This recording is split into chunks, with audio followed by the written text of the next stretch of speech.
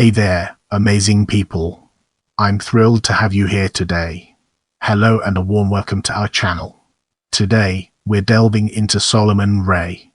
Solomon Raymond Barnett, better known as Solomon Ray, is an American recording artist, producer, DJ, singer and songwriter. In the upcoming section, we'll be dissecting biography and exploring its implications in greater detail. Solomon Ray is a pop recording artist, rapper, producer, and songwriter based in San Diego, California. He is of Mexican and African American descent. He is also the founder of Soul Ray Records. Releasing two street mixtapes and numerous freestyles, Solomon has generated a massive internet buzz, selling more than 10,000 copies of his mixtapes. In the summer of 2008, Solomon, along with other out rappers, was featured on Eminem's Sirius satellite radio Shade 45 to be featured on a month-long segment of the Cipher Sounds Effect morning show. Openly gay, he is one of the first gay rappers to ever be featured on the uncensored radio station, along with Sos, JFP, Shorty Rock and Brisant. On June 28, 2011, Solomon released his highly anticipated sophomore EP titled The Love Rocker Project.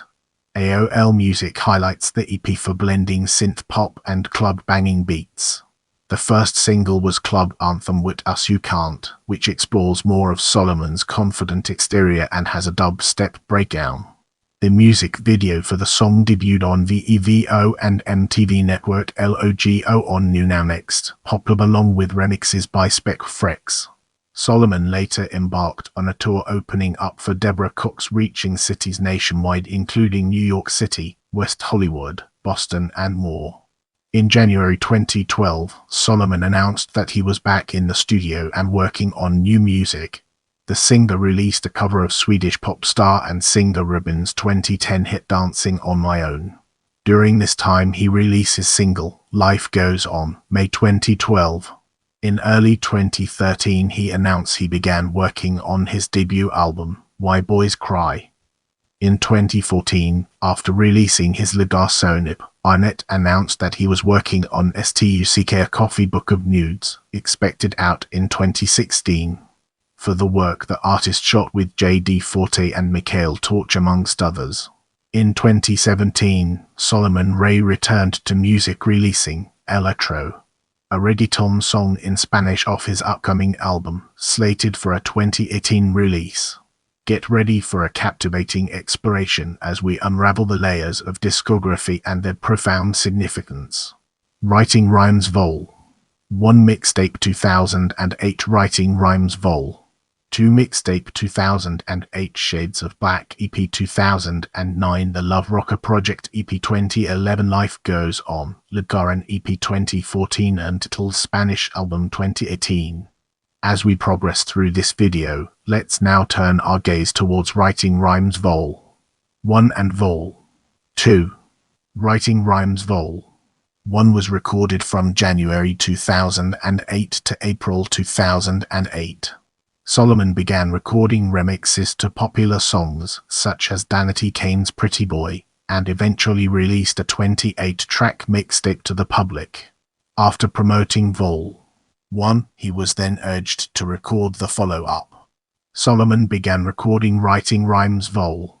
2 May 2008 to July 2008 and released a 27-track mixtape, which includes a remake of Lil' Kim's song How Many Licks. Get ready for a thought-provoking discussion as we delve into Shades of Black and its impact on our understanding. In 2009, Solomon released his first EP, Shades of Black EP. He began recording the EP in October 2008 after a tough breakup. The mood of the EP is very somber, yet the sound of the music very upbeat. Shades of Black was Solomon's first international release and a departure from his prior hip-hop efforts. In support of the release of Shades of Black, Solomon conducted a nationwide tour of small club venues. As we enter this new phase, let's analyze the Love Rocker Project from different angles and evaluate its significance. The Love Rocker Project. In October 2009, Solomon moved to New York City, where he continues to work on his pop and hip-hop efforts and to write songs for himself and other artists. In early 2011, Solomon began recording the Love Rocker Project, his follow-up to Shades of Black.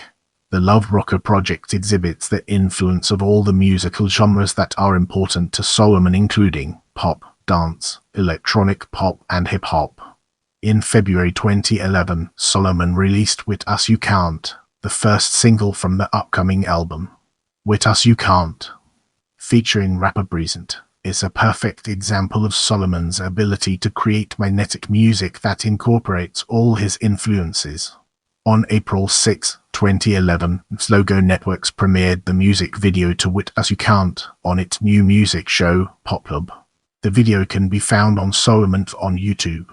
The release of the Love Rocker Project was June 28, 2011. As we enter this new phase, let's uncover the impact of Life Goes On our broader topic. On May 29, 2012, Solomon released his single, Life Goes On, with an accompanying lyric video.